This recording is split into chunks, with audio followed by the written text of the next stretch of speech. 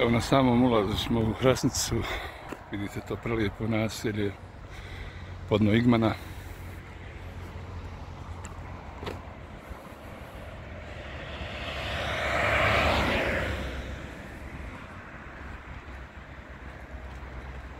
Evo, vidite, samo malo da vidimo, prećemo na drugu stranu, još malo da vidimo sami završetak, znači sada dolazi sam ulaz u Hrasnicu, da vidimo taj kružni tok.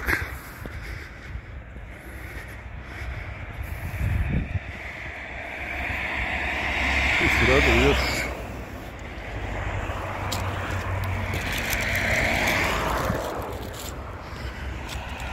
Tu je još postavljan, vidite ovaj kanal za postavljanje kontaktne mreže, znači sa desne strane. Tvrda podloga je već završena i sada idu oni završni radovi, znači koji su već od Ilidže uveliko počeli, znači postavljanje betonske podloge, armature betonske podloge i na kraju šina. To će se uskoro desiti ovdje jer je sve spremno. Evo vidite sam ulaz u naselje Hrasnica. Prelijep dan je, malo ima vjetra, ali u suštini dan je izvrstan. Radova ovdje, evo vidite, nema trenutno. Radnici su uglavnom fokusirani dole na početku, na postavljanje podloge od Ilidže do kolonije. Evo, ovdje će uskoro početi ti završni radovi. Evo vidite, ovdje se već nešto radilo na ovom kružnom toku. Tu će uskoro biti presječen kružni tok jer mora se pristupiti prelazu. Vidite, kao što vidite, ovo je dosta kvalitetno urađeno, vidim. To je podloga.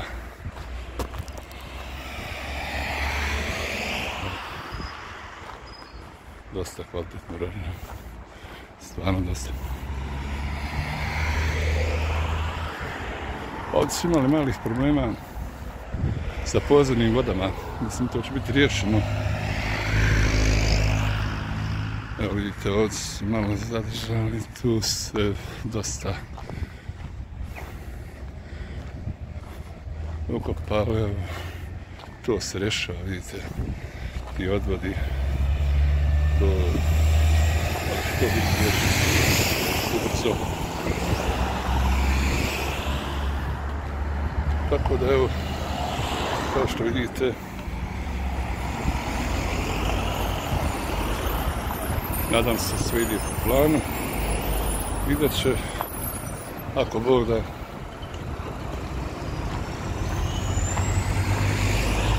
prije nove godine, znači prije 26. tramvaj proći od Ilidže do Hrasnice nakon toliko godina obećavanja, pričanja. Nadam se da je konačno došao taj čas da tramvaj prođe.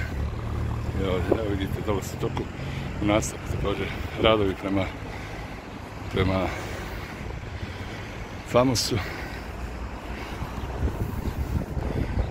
I eto, za ovaj kratki video toliko. Uskoro ponovo nešto novo kada radovi budu pri kraju. Još ćemo snimiti nešto za vas. Eto, toliko sada, pozdrav iz prelijepe Hrasnice. Prelijepe Hrasnice podno Igmana. Vidite jedno prekrasno naselje.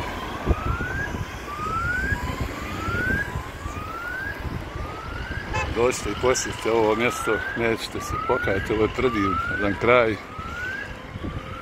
jedan dragulj na području Ilidžije, vjerujte.